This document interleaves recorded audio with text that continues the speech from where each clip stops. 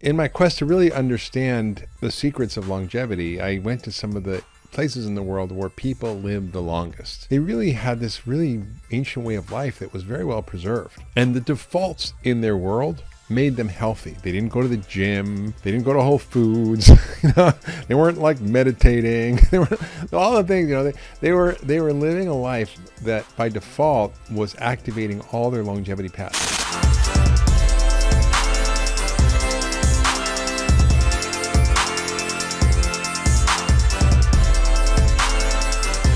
Good to see you. Good to see you Let's too. start off by talking about Sardinia and the secrets you discovered there about living a longer, healthier life on your recent adventures. Yeah, Shawn, I'm getting older. I'm chronologically 63. And as I got older, I'm much more interested in the science of longevity. I've always been interested in the science of health, which really underlies the science of longevity. And in my quest to really understand the secrets of longevity, I went to some of the places in the world where people lived the longest. They're called the blue zones. And Dan Buettner, a colleague and friend of mine, really popularized these blue zones by writing about them. And there's 5 of them he's identified, and there's for sure more in the world that haven't been, but Sardinia, Ikaria in Greece, Nicoya Peninsula in Costa Rica, Loma Linda, California with the Seventh-day Adventists, and the people in Okinawa in Japan.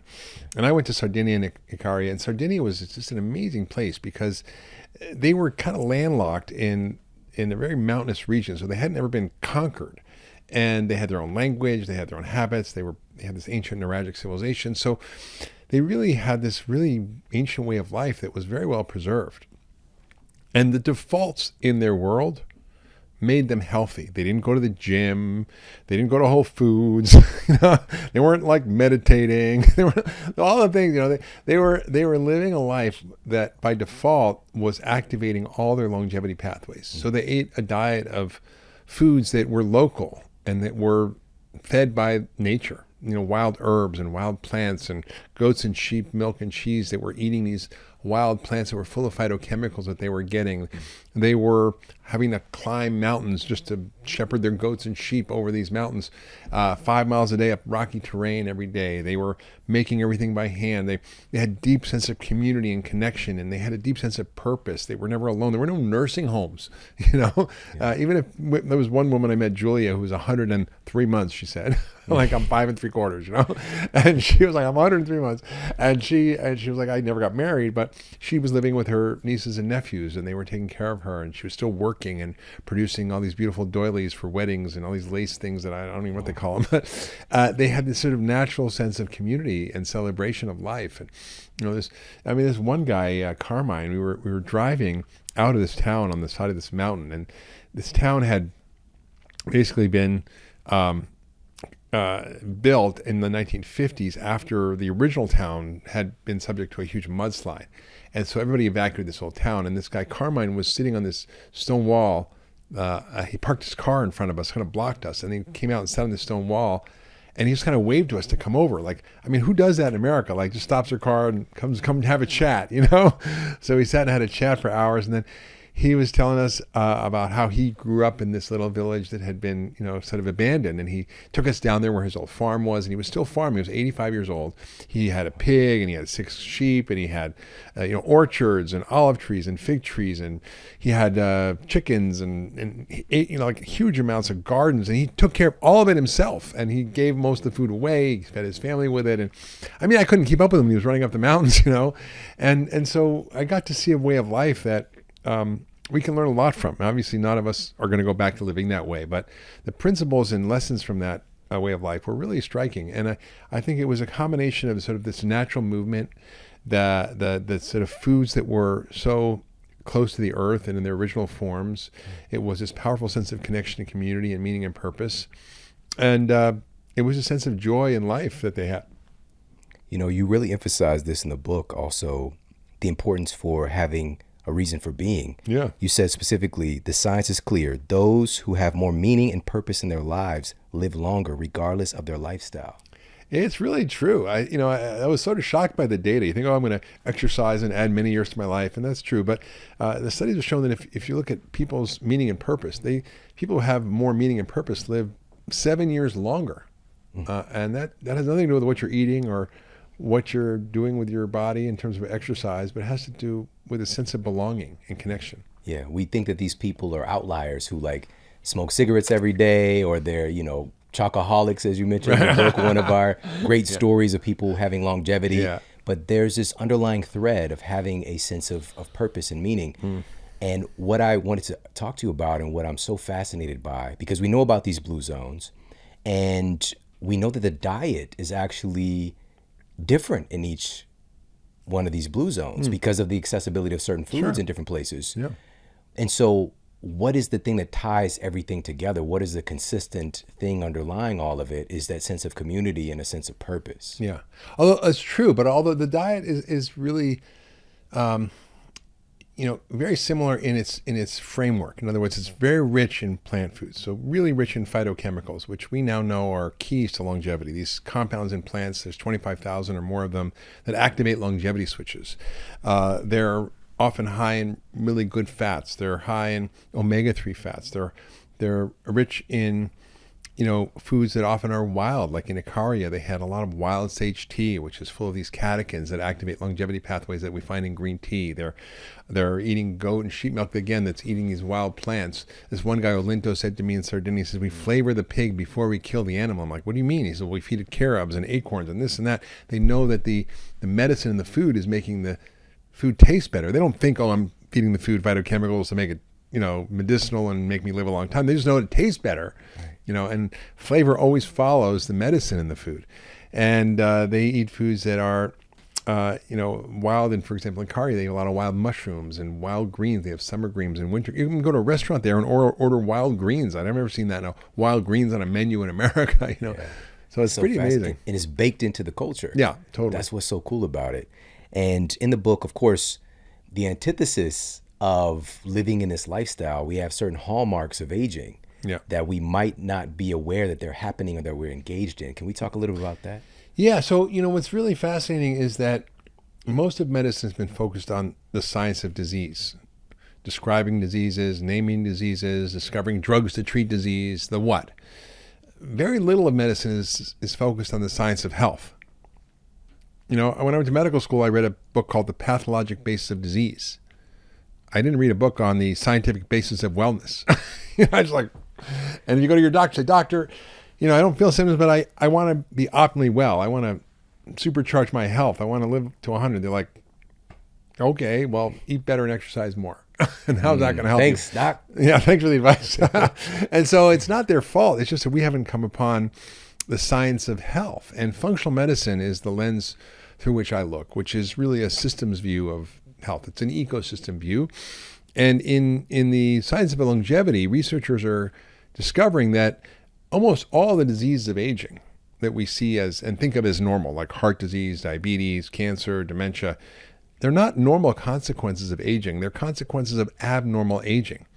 And so the science is really quite exciting because it's describing these things that we see as normal as abnormal, and they're actually calling the process of aging as we see it in America and increasingly around the world a disease, which can be off-putting to some. It's like, what do you mean aging is a disease? Well, I mean, look, my birthday is 1959. I was born. I can't change my chronological age, but I can change my biological age. So I'm chronologically 63, but I'm biologically 43 based on emerging new tests that we can do to look at our biological clock. Yeah. And you can change your biological clock. You can't change your chronological clock, but you can change your biological clock. And so what scientists have discovered is that there are these 10 underlying things that seem to go wrong as we age that are underneath the diseases. And then if we work on those, then we can prevent the diseases. For example, Shawn, if I said to you, if we eliminated all cancer and all heart disease, the number 1 and 2 killers in the world, from the face of the earth, how much longer could we expect to live? I read your book, so You're cheating. 7 more years. You're cheating, right? It's like 5 to 7 years. Yeah. But that's not very long when you think about the two major killers. Exactly. But how do we get to 120? Not just 85. That's a big jump. That's a big jump. So But when you look at these diseases, underneath them are these dysfunctions we call the hallmarks of aging. What's unique about what I've written in Young Forever, my book, is that I don't just talk about what the hallmarks of aging are, and I'll describe those, but what the underlying causes of those hallmarks are. So functional medicine just goes to the cause of the cause of the cause. So the things that typically scientists in longevity are working on are things like how do we address DNA repair and DNA damage? How do we improve our epigenome? And I can talk about that, which is the control mechanism for our gene expression. How do we fix proteins that are damaged? How do we deal with cells that are aging? We call zombie cells. How do we improve our stem cell function and production because our stem cells get tired? How do we improve our mitochondrial function, the energy that we make in our bodies? How do we regulate these nutrient sensing pathways that control so much of longevity, that regulate our response to our food, the sugar and protein we eat? How do we deal with inflammaging, the process of inflammation that goes on with aging? How do we look at our telomeres and understand what causes them to shorten when you have short telomeres, which are the little caps at the end of your chromosomes that control, replication of your DNA? When they shorten, you shorten your life. So how do we begin to kind of think about these things? How do we look at the microbiome in aging, which is a 10th hallmark of aging that I added to my list? There's 9 typically classically ones that are described, but I added the microbiome. So how do we begin to think about looking at these, assessing these, and then intervening to optimize the function of these different systems in the body? So for the first time, Einstein said, I'm not interested in the spectrum of this or that element. I want to know the thoughts of God. The rest are details. So in a sense, for the first time, we're getting a window into the mind of God to understand the natural laws of biology, how our bodies function and work. Yeah. And the problem with most research in the entire NIH budget is it's focused on diseases. It's not focused on health. And on the actual mechanisms of aging, it's like a stupid little amount of money. It's a couple $100 million, which is dwarfed by, for example, the cancer budget, which is $6 billion. But if we dealt with the aging process, we deal with the cancer. Yeah. So we in functional medicine are trying to understand what these causes are of the hallmarks, which are the causes of disease. And it's really, really quite simple. We're dying of too much of the bad stuff and not enough of the good stuff. So that's ultimately what we have to do, is identify for each one of us, what is the bad stuff we're exposed to and how do we get rid of it, whether it's poor diet, stress, toxins, allergens, poor microbes.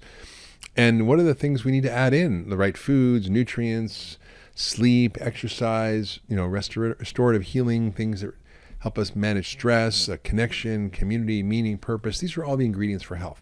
Yeah. So when we do that, we can reset these ancient pathways. And what's so exciting about the science of this is that we have our own innate healing systems. When you cut your skin, it heals. You don't have to go, okay, skin, I want you to fix that cut by Thursday. It just knows what to do, right? But that goes on inside us too. And we can learn how to activate these ancient longevity switches, these ancient pathways that are embedded in us that are designed to keep us well and healthy and live a long time. Wow. You just said the ingredients of health. Yeah. And so if we have the right ingredients, we're going to have an entirely different recipe turn out. Exactly. Right? And that's what we're seeing really with humanity right now. Yeah. We're changing the stuff that we're made of, the inputs, not just the food that we're made of, everything. Right? But also all of these other inputs. And when it boils down to it, and this was one of the best things about the book, you kept reiterating this point. Essentially, in medicine recently, we keep isolating into more and more and more parts. Yeah.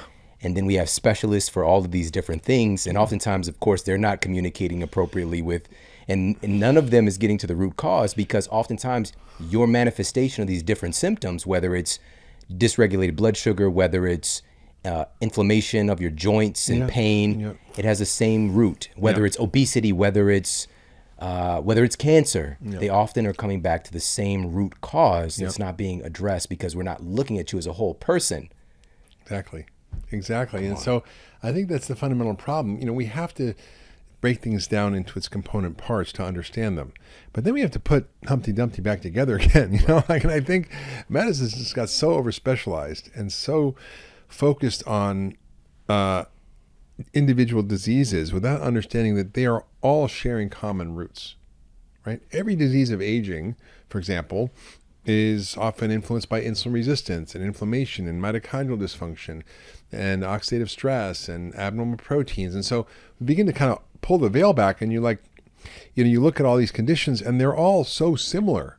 The Alzheimer's and diabetes and, heart disease, and these are all really one disease with different manifestations. Can you talk about, you just mentioned one of these hallmarks of aging, and inflammaging specifically. Let's talk about that. Yeah, so we've discovered in medicine that inflammation seems to be a common phenomena across all age-related diseases, and aging itself. Even if you don't have a disease, people who are older seem to be just more inflamed. If you measure blood work that measures inflammation, they're just more inflamed. And if you have heart disease and cancer and diabetes and dementia, these are all inflammatory diseases. So then the question is not how do we shut off the inflammation, but what's causing it, right? It's not about taking more aspirin or Advil or a steroid or some immune suppressing drug, which, by the way, has been tried in a lot of these problems. It doesn't work. It's based on this simple rule of finding the cause. And in functional medicine, we talked about the TAC rules. If you're standing on a TAC, it takes a lot of aspirin to make it feel better. Take out the TAC, right? So what causes inflammation? Well, far and away, the number one cause is our modern diet. It's our ultra-processed, high-starch, high-sugar, refined oils, food additives, toxic pesticides, all this crap in our diet that's driving massive levels of inflammation. It's just throwing fuel on the fire. It's causing the fire. It's like literally when you eat sugar and starch, it increases insulin production. That leads to insulin resistance in the body. That leads to more insulin being produced. That drives fat into your fat cells. So all the sugar and the food you're eating gets driven into your belly fat. That belly fat essentially isn't just fat cells holding up your pants. They're immune organs. They're endocrine organs. They're brain organs. There's neurotransmitters and cytokines and hormones being produced in these cells. They call them adipocytes, and they produce adipocytokines, which are inflammatory chemicals. So when you look at somebody who's overweight, who has belly fat, they're producing high levels of these cytokines we've heard about with COVID, these cytokine storms. So literally, this is like a fire in the belly, and that fire spreads throughout the body. And we know that, for example, Alzheimer's is being called type 3 diabetes because of how it affects the brain. And sugar in the brain, is driving much of the Alzheimer's we see. So this is, and then there's toxins that cause inflammation. There's lack of exercise. There's lack of sleep that causes inflammation. There's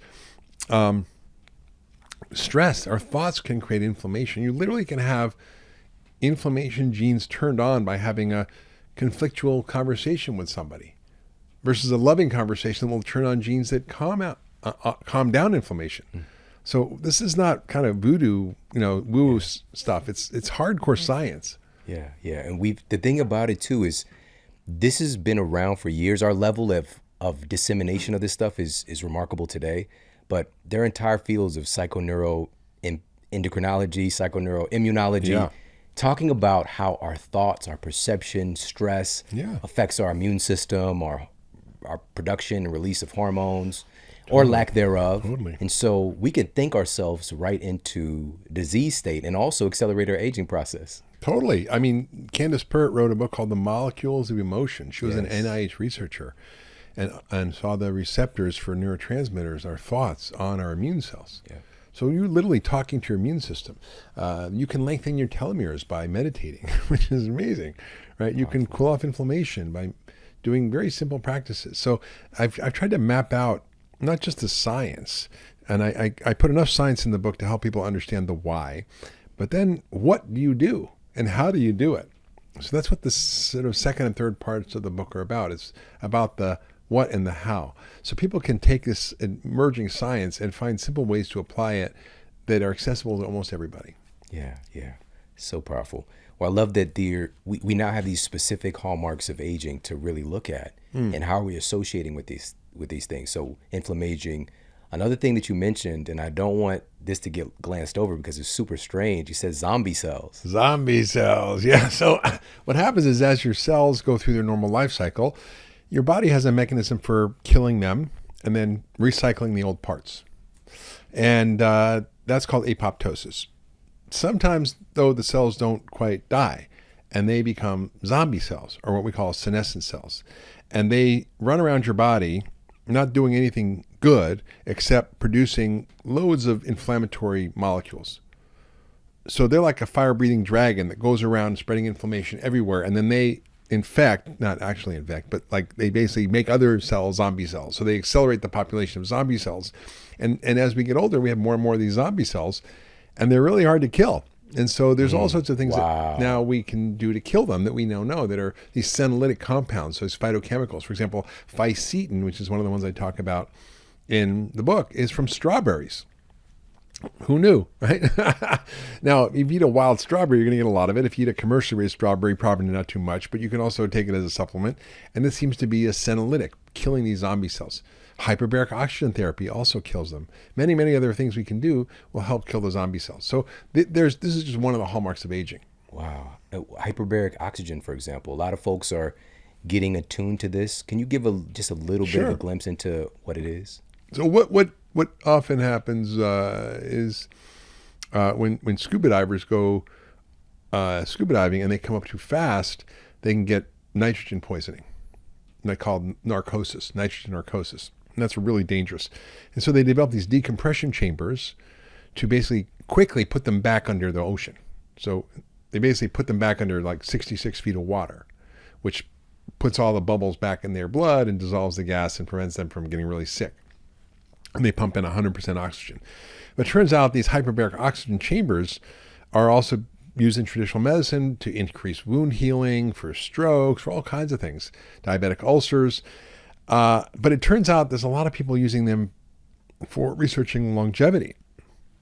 And these researchers in Israel found that when they took a group of people and put them in these hyperbaric chambers at 2 atmospheres, which is about 66 feet under the ocean, usually maybe 60 to 90 minutes, and they did, I think, 30 sessions or so, they were able to kill the zombie cells and increase telomere length more than any other therapy known. Wow. So, I mean, it's cool. These are harder things to get. You know, there's home hyperbaric chambers you can buy for, they're not super cheap, like 10 grand or something, but there's also hard chambers that, are often more expensive. But there's a possibility of really getting access to these over time. The price will come down to get these sessions.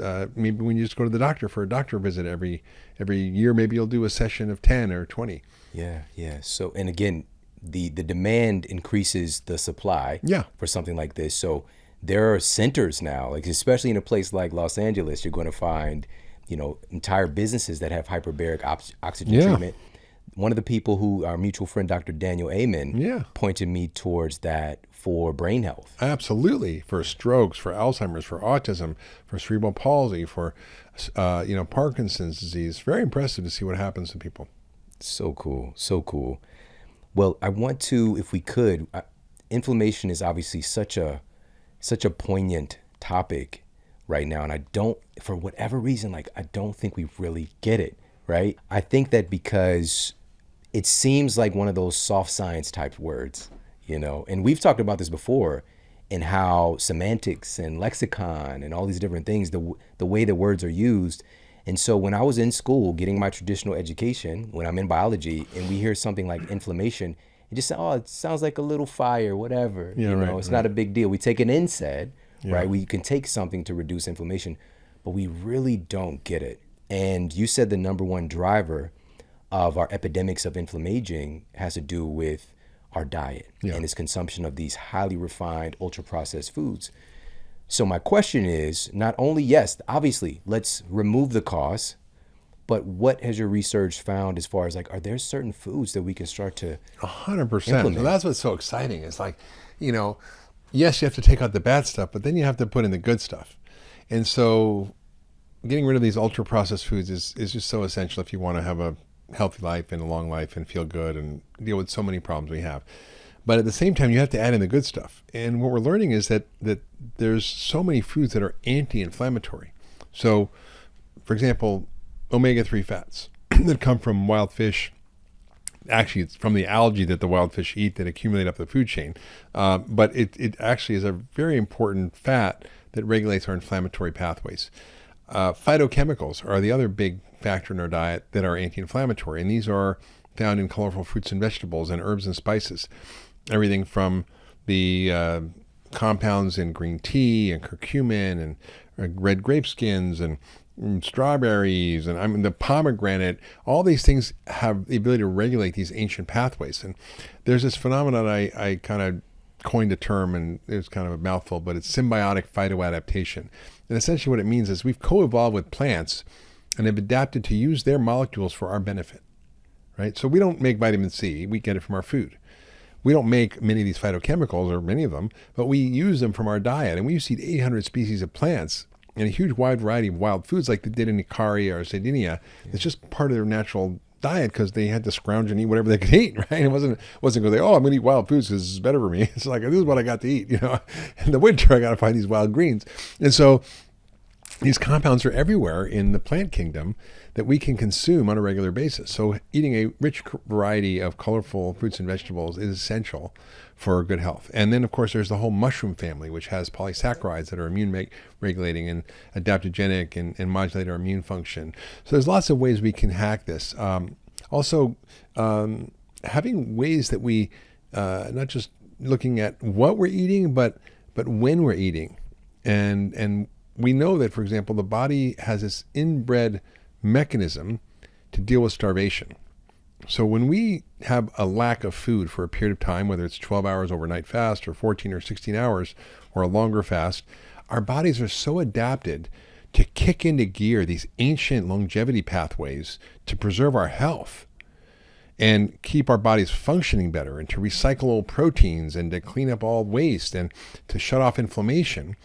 And it works. So if you basically just do a simple pause between dinner and breakfast for 12 hours or even up to 16 hours, you can activate these longevity pathways that shut off inflammation. For example, inhibiting this pathway that is a master transcription factor for genes that turns on all these inflammatory signals called NF-kappa B.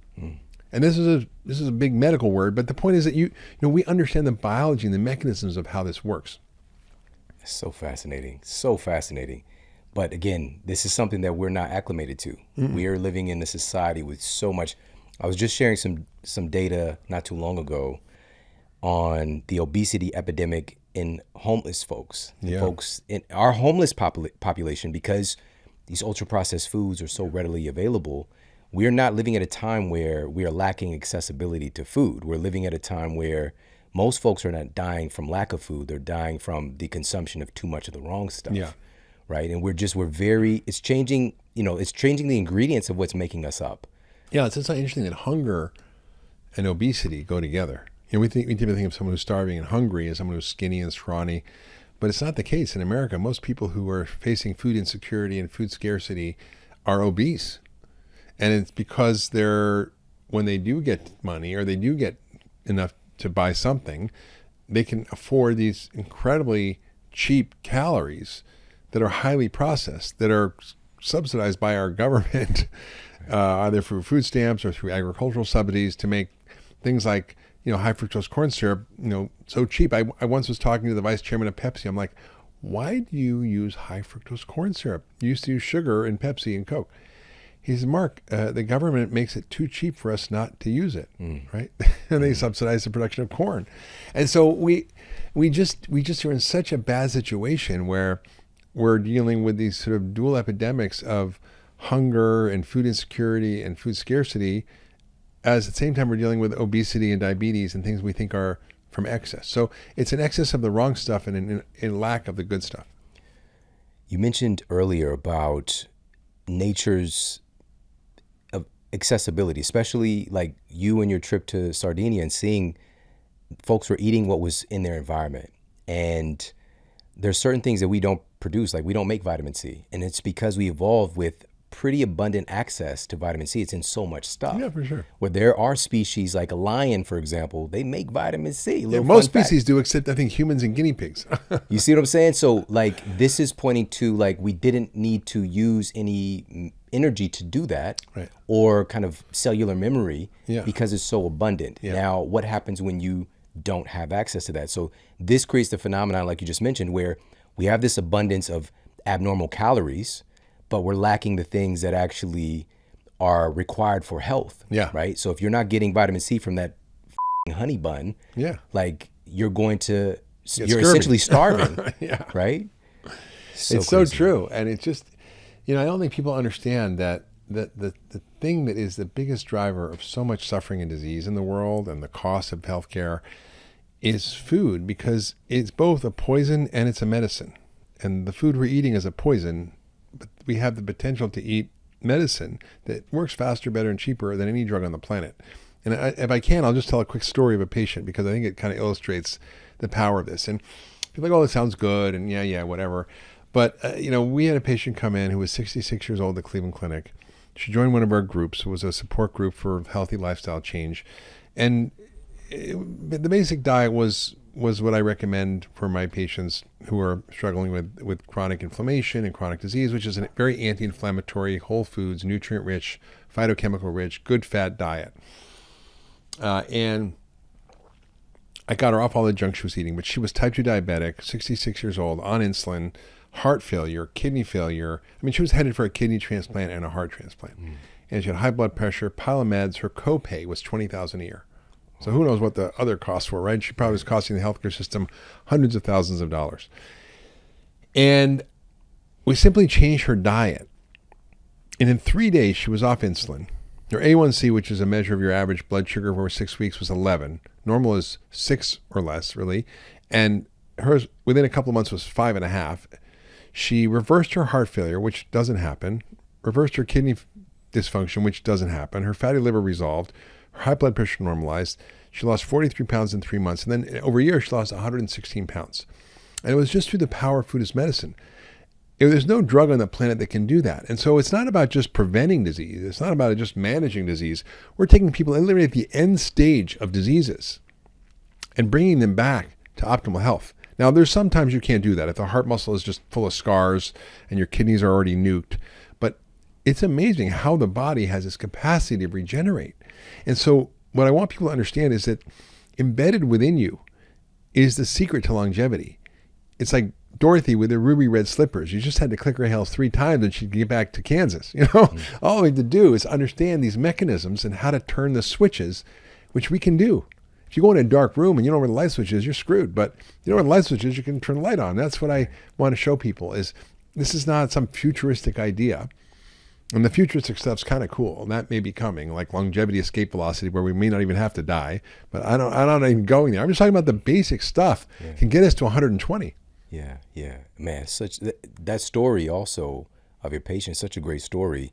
And this is one of the things that you really helped to turn on a light switch in my own thinking, because we come into this situation and we're seeing all of this disease happening around us. And this is, of course, I'm way past this thinking now, but it's still very prevalent, which is in medicine and in health, we have this very strange belief that things are spontaneous, or we don't know what the root is, right? So we, for example, like this is something that just happens. I got diabetes. Well, I caught it from what? I caught it from the newspaper? We don't know what caused it. And we don't talk about, as healthcare professionals, we don't talk about the cause.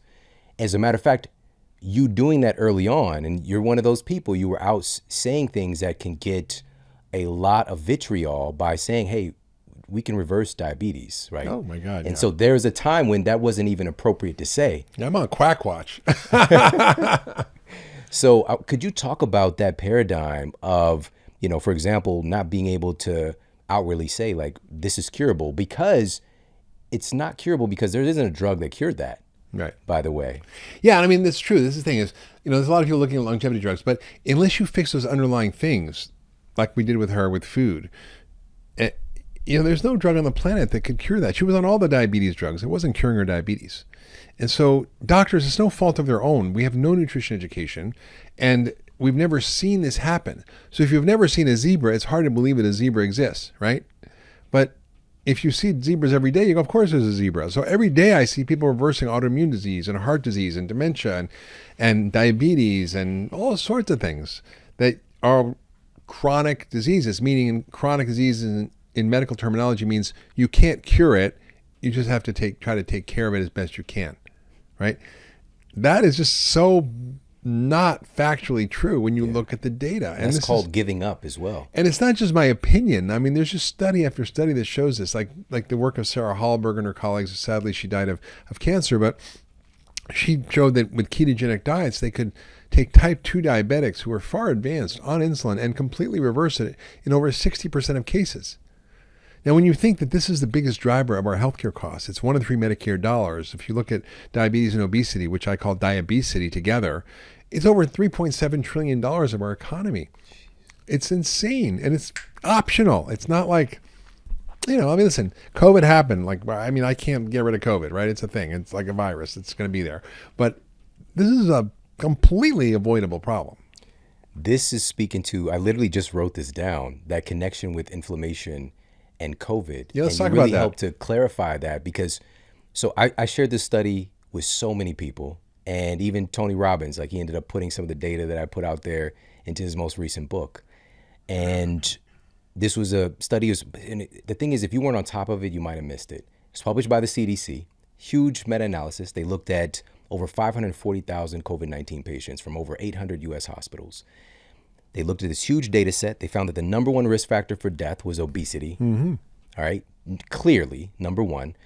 Number two was anxiety and fear-related disorders was the second leading risk factor for death from COVID, which speaks to that the mind component and stress. And the third one was diabetes and its complications. But that obesity component, it was like radio silence from all the news broadcasts, from the so-called health officials. It's quite amazing, right? And you made the connection earlier with inflammation and obesity. So it's not a mystery why there's such a high susceptibility with that particular condition. No, honestly, Shawn, I saw the early data coming out. In March 2020, I wrote an editorial for the New York Times. It got rejected by them, but it got published in the Boston Globe, exactly describing this data that showed that the people who were most at risk for COVID were those who are obese or diabetic or had chronic illness, or who are older, right? What do all those have in common? Inflammation. So we know that if you are obese, you are inflamed by definition, right? So these people were pre-inflamed. So all the COVID did was put gasoline on a fire and it explodes. And that's what happened with these people. And you saw this radically high deaths from people who had inflammatory conditions that were underlying it. And even people who didn't have it, who are older, because of inflammaging, they're at higher risk. It doesn't mean that everybody who's older is inflamed, though. You can be a healthy older person and not be inflamed. That's the point. But mostly, if we don't change what we're doing, we're all going to be inflamed. One study showed that 63% of all deaths and hospitalizations from COVID could have been prevented by better diet. That should be headline news, flashing, neon Times Square. And it was like you said, radio silence. But, Boris Johnson in the UK was the prime minister during COVID, and he got COVID, and he ended up in the ICU, and he almost died. And he came out and he says, hey, it's because I was overweight, and I was unhealthy, and that's the problem. And he literally created a whole sweeping set of policies to eliminate marketing of junk food and processed food and all these food policies to really try to improve the health of the population underneath it. And it was just a missed opportunity for people to understand this connection between what they're eating and how their bodies are working or not. Yeah. That would be a good use of a terrible experience to do something like that. And that's what I'm still very hopeful for. And I'm not the type of human being who puts a lot of stock into hope. I'm very much more practicality. Let's stack conditions for hope to do its thing, right? And so we have a great opportunity, within crisis, we have the opportunity to do some of these things where we do start to shift policy around and get folks educated. And unfortunately, the broadest message across the board was disempowerment. There's nothing you can do except wait around for us to come up with a newly invented drug so that we can save you. Yeah, vitamin D is a great example. Vitamin D in studies, for example, on biological aging, have shown that if you give adequate doses of vitamin D, you can reverse your biological age using these DNA methylation biological clocks, which is pretty darn impressive, just taking a vitamin. We also know that if you're low in vitamin D, your risk of hospitalization and death was over 70% higher. And if your vitamin D level is over 50, then your risk of death was 0. Now, people were talking about vaccine mandates and mask mandates. How about a vitamin D mandate? You're talking about pennies a dose. Pennies a dose. They could radically change the health of the population. When I did an episode on it, and I had at the time 23 peer-reviewed studies on the efficacy sure. of vitamin D in the context of COVID. And 23 at the time. This there's was no like, lack of data. It's a lack of the financial incentives that in line to promote it.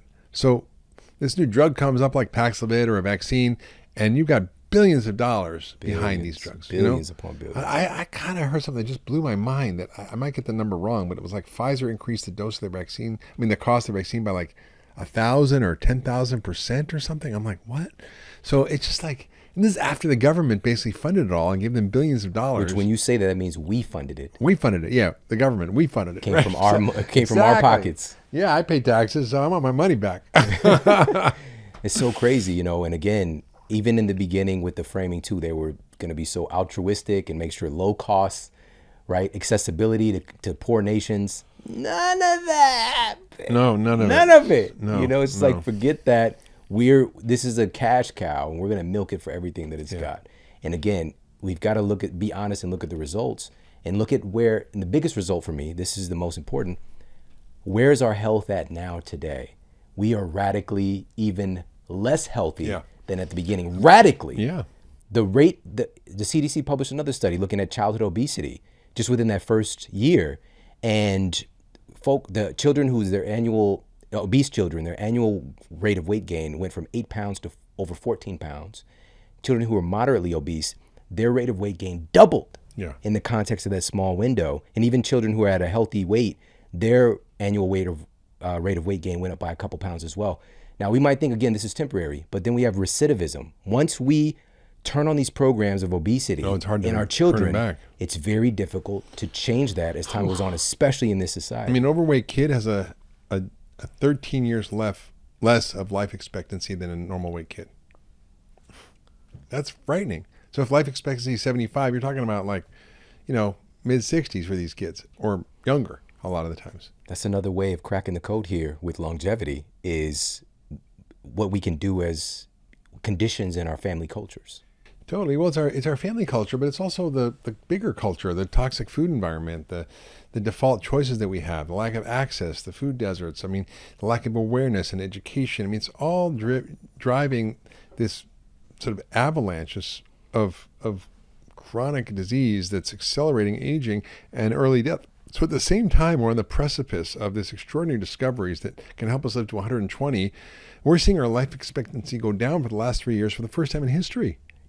And during COVID, it went down even more. It's paradox. I mean, it's like, whoa, wait a minute. Like, what's happening here? We're the one fact that should blow people's mind about COVID is that in America, we're about 4% of the world's population, but we're about 16% of the cases and deaths. What's up with that? It's not that we don't have good health care. Red flag alert. It's like, wait a minute. It may be because we're eating the wrong crap that's making us inflamed and sick and susceptible to getting sick and dying. Yeah. Again, we have the highest rates of, I mean, you name it, a plethora of chronic diseases, obesity, diabetes, heart disease, the list goes on and on. Just as a nation, it's normalized to be unhealthy. And so you're weird, Mark, being a healthy individual. And also, but here's the thing, like you just said, there's this strange phenomenon where we have these two very different life tracks taking place and they're existing at the same time. And I think it's actually beautiful because this is what humanity tends to do. We create a problem and the solution manifests. And so we're not looking at just surviving, but like, how can we thrive and extend our lifespan, but also our health span? Mm-hmm. And you just mentioned that culture expanding just even outside of our own household, but to the communities at large and what we're exposed to. So now we're talking about the science around the epigenome, right? And you mentioned that as one of these hallmarks of aging. So let's talk a little bit more about that. Yeah, so this is a little bit techie, but we'll get into it. But the body has a set of genes. It's called your genome, and you get about 20,000 genes, and that's pretty fixed. Now we can do gene editing and fancy stuff, but that's not quite here yet. What controls those genes is more important than the genes themselves. This is called the epigenome, which means it lies above your genome. And these are like little bookmarks in your book of life. These are little tags on your DNA that regulate which genes get turned on or off. Are you going to turn on the longevity genes or the aging genes, right? Or the health genes and the disease genes? And the epigenome, think of it more like the genome as your piano. And you've got 88 keys, but you can play ragtime and jazz and rock and Mozart, whatever you want. the piano player is the epigenome. And we have massive control over the epigenome by what we eat, by exercise, by our thoughts, by stress, by sleep, by our nutrient levels, our toxic exposures, our microbiome. All these things are washing over our genes and controlling them by influencing the epigenome. So the biological clock, the thing I said where I'm 43 biologically but 63 chronologically, that's by measuring my epigenome and the DNA methylation clock, which is your biological clock. And that I can change. So I'm 43, but I'm going for 25. So we'll see how it goes. I don't know if I'll get there, but that's the possibility we have. And like, I've just been living a healthy lifestyle for a long time, and I haven't really started really fully embracing some of these longevity strategies that are next generation. So I'm excited about it because I got to 43 just doing the basics, right? Yeah. So what if I add up all these other stuff and take these phytochemicals or NAD derivatives, or maybe rapamycin, which is a new compound that maybe helping to regulate aging, or maybe I can do transfusions, getting my plasma exchanged so I don't have to have all this old blood and kill my zombie cells, maybe stem cells or exosomes or peptides or hyperbaric oxygen or ozone, all these cool things that are emerging. So I'm starting to experiment with these things and seeing how they affect me, and I'll let you know how it goes. Yeah. Oh man, it's so awesome. But the most powerful thing right there was that just by doing the basics, you're biologically so much younger. 20 years younger, yeah. That is so powerful, and it's very inspiring too, So in this expression you just gave a great example, an analogy with the piano, and we could change out the piano player. So we can have, like, with your life choices, have like Ray Charles playing your piano, or you can have a cat right on the piano, like banging keys, and the outpicturing of your health is going to be very different, and totally. No disrespect to the kiddies out there, no disrespect, but there's like, they're not known for their musical composition, right? They'll jump onto a piano and freak you out. But the bottom line is we have more influence on this, way more than we ever thought. Yeah. And the thing I want people to understand, Shawn, is that disease is not an inevitable part of life. That if we understand how to activate our healing systems, our body's built-in software for repair, renewal, regeneration, and longevity, we can activate these ancient systems. And we have so many doorways in. And that's what my book, Young Forever, is about. It's about how to activate these systems through different technologies, whether it's food or exercise or stress reduction or sleep optimization or nutrient intake, or maybe it's advanced things like hot and cold therapy, sauna, cold plunges, ozone, hyperbaric oxygen, all these amazing things that we now know work on these same ancient pathways that were designed to keep us alive when things were rough. Yeah, you even shared in the book some statistics on diseases as we age and the percentage of folks. The thing that stood out to me the most was there's a percentage of folks, a nice chunk, who don't get a chronic disease. Like, because what's most startling is the majority who do. Right. But then we immediately, when I see that though, I think about what people think and what I used to think, which was, oh, they just have better genes. No way. No way. Right? That's why they didn't get a disease. No way. I mean, I think it's really about, look, my family has a big history of cancer and heart disease, and my dad was overweight, my grandpa was overweight. My mom was overweight, my mom was pre-diabetic, but it was their lifestyle. Of course, they didn't listen to me because I was their son. But I think that, I have a very different body than, if you look at my dad and my body when we were younger, it's the same. But he ended up very different at the end. And I'm, actually fitter and more muscular than I was when I was 30 or 40. Amazing. That's what's possible. I'll show you a before and after picture. You won't believe it. Oh my gosh. And it wasn't that I was overweight. Before we even got started, you showed me a picture. I'm just like, my God. It's very different from what we're perceived. Yeah. I was thinking about this paradigm today we have of the dad bod, right? It's just like, it's this template. This is the evolution of a man today. But there is such a plethora of possibilities, and we get to choose. Each of our choices are guiding what's happening, like with who's playing that piano. Yeah. And, this is going back as well to saying this point I want to make. With that percentage of folks who don't have the onset of a chronic disease, we need to reframe our perception of what a disease is, because we have this degree of permanence that we put with it. which, for example, I was 20 with an advanced arthritic condition of my spine, Yeah. and I no longer have it. Yeah. I was, throughout my entire childhood, in and out of the hospital annually for asthma. I don't have it. There you go. You know, Right. it's just like, There you go. but I could have bought in fully to the belief, this is who I am. I'm an asthmatic. Right. Arthritic. They're like, just slather me with labels. So I'm just walking around with all of these bumper stickers on me of disease states, when these things don't have to have a permanence for the most part. And just to be clear, let me share the latest science that we have. Approximately no more than 5% of all of our chronic diseases are actually attributed to true genetic defects. Right. In the case of something like Alzheimer's, and this is coming from top neuroscientists who we have on the show, for sure. less than 1% of all Alzheimer's cases, which is creeping its way into the top 5 leading cause of death in the United States, is actually due to true genetic defect. It's so much determined by our lifestyle. Well, look at obesity itself. I mean, we've got like 75% of the population that's overweight, 93% that's metabolically unhealthy. So there's even what we call skinny fat people. They look thin, but they're actually metabolically fat on the inside. So you've got 6% of the population, more or less, that's healthy. You know, you look about 100 years ago, or even like in the 1970s, I saw that Aretha Franklin movie, Amazing Grace. It was amazing. It was filmed in 1970. There wasn't an obese or overweight person in the entire audience of African Americans in the church. That was Amazing Grace in the audience. And now there's not. Amazing. Now there's not. Really an African American population that's spared. 80% of African American women are overweight. Yeah, that's the terrifying. Hardest of every population. That is the most pervasive. And you know, it was interesting. They were more healthy in the 60s than whites, and now it's the reverse. So it's not a genetic problem. You know, if we look, and they've identified all the genes that relate to obesity, right? If we fixed all those genes, if we had some magic editing tool, we could like correct all those genes, it would at most account for a 22-pound weight loss. Right? Wow.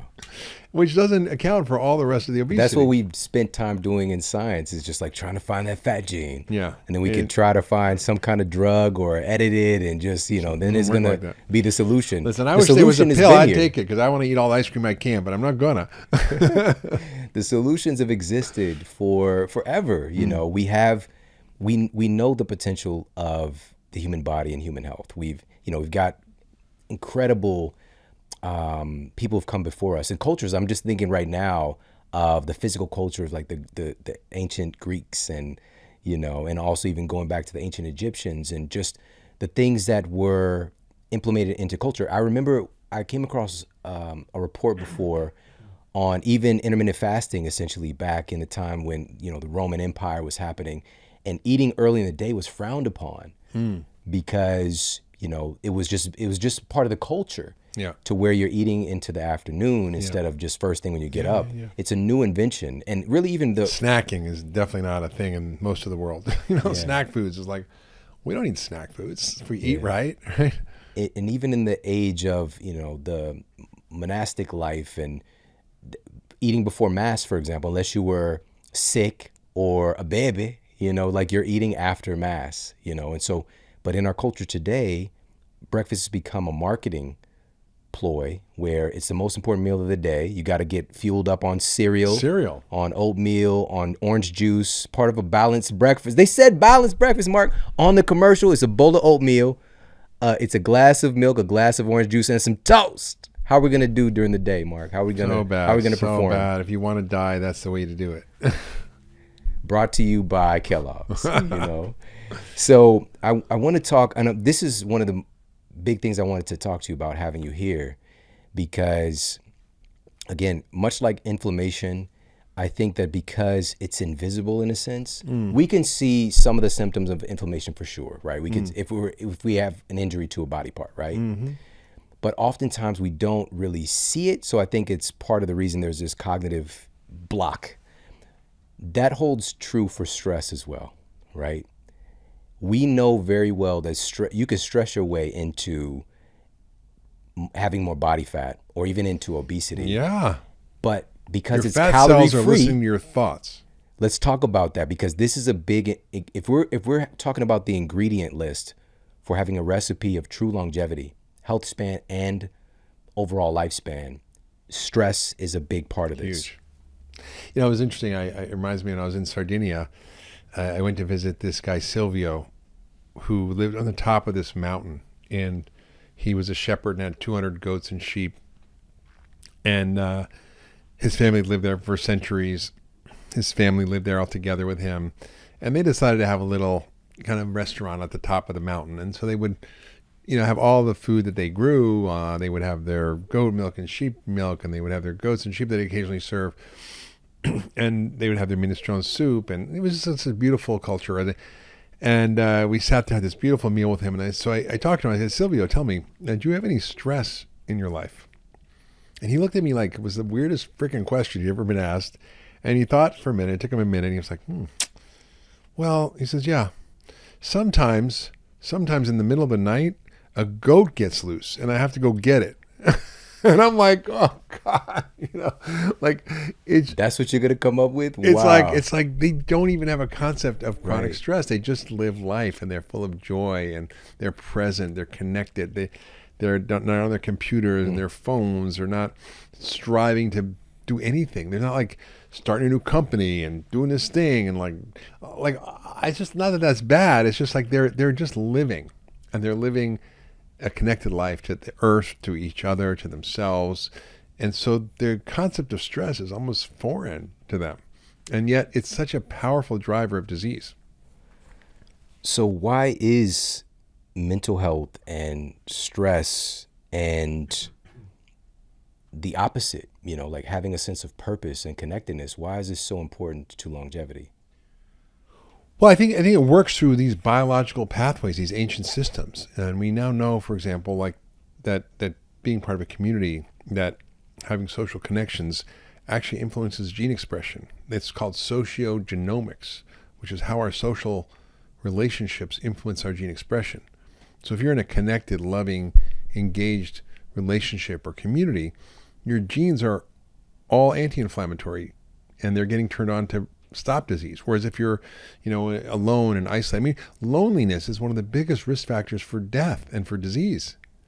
So the data is all there, and we understand the way it's transferred into our biology by increasing inflammation, by increasing cortisol and stress hormones, by which causing our microbiome to degrade, causing our proteins to malform, causing our epigenome to become malfunctional, causing our DNA not to be able to repair itself, and our stem cells to not function. This is all hard science. I'm not making this junk up. It's there. The book has, I think, 400 or 500 references, and I only had to leave so many out because my editor was like, the book's going to be too long. You're going to have to not put those references in. I'm like, okay, fine. But it's all in there. So we've got Young Forever, and there is absolutely mind-blowing information in here. And of course, you take us on an adventure too. Like the adventure through Sardinia was so awesome to read, and it just I felt like I was walking with you. Yeah. So the thing about you're writing these books. It is you, and you're telling these stories, totally. And the authenticity is there, and you're a great writer. But the information is a game changer. Now, obviously, we cannot consolidate everything that's in here, which everybody needs to pick up a copy like yesterday, Young Forever. But what are 3 things that really jump out for you that you think everybody should know? It should be taught to our children, it should be taught in schools, that can help to solidify and encourage more longevity? I think it's really pretty simple, Shawn. I think the first thing is, eat an anti-inflammatory diet. And that means cut out all the crap and really dramatically reduce sugar and starch. So think of it as a recreational treat. You want to have something sweet once in a while? Fine. Not a staple. So it's like having a drink of tequila. I might like it, but I'm not going to do it 3 times a day. I might have it once a week or once a month. Increase the phytochemical richness of your diet. Take advantage of all the food that has these rich medicines in it that activate these longevity pathways, which I describe in the book. Exercise is just not optional. It's just not. If you don't exercise, what's going to happen is you lose muscle. You lose fitness, and muscle is the currency of aging. And we know that as we age, we lose muscle, even if we don't lose weight. So we can stay the same weight, but be twice as fat. And when you have marbled ribeye muscle, it doesn't work right. And it creates inflammation and changes your hormones, lowers your testosterone, raises stress hormones, all this bad stuff that makes aging go fast. So building muscle is key, and maintaining muscle is key. And that means adequate protein in your diet. So you need protein to build muscle, and you need the right kinds of protein at the right times. And as we get older, we need more protein because we get something called anabolic resistance. Our muscles resist getting stronger, but it doesn't mean they can't. And what I've been most excited about is some really recent studies that are so compelling, showing that even in your 60s, you can maintain high levels of fitness and performance equal to a 30-year-old.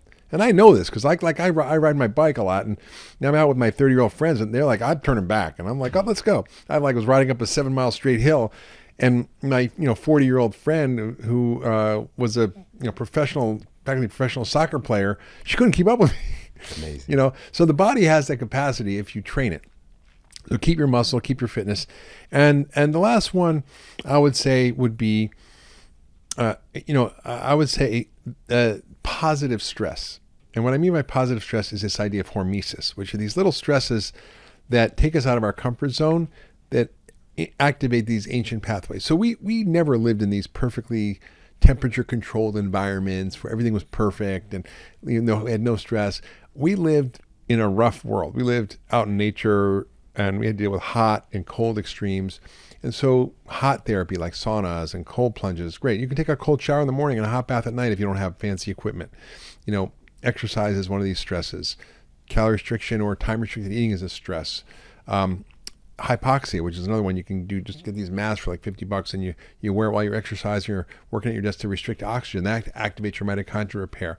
So there's all kinds of things like that. And I think just a basic panel of supplements that I talk about in the book that can help actually provide the basic nutrients you need for longevity. Hey, if you like this video, make sure to check out this video right here. And you see that your blood sugar goes up 80 points, which would be a really high rise. You can say immediately in one time of just checking this food with your continuous glucose monitor, this food is likely causing a big insulin surge in me. And we know that one of the many functions of insulin is that it blocks fat burning in the body.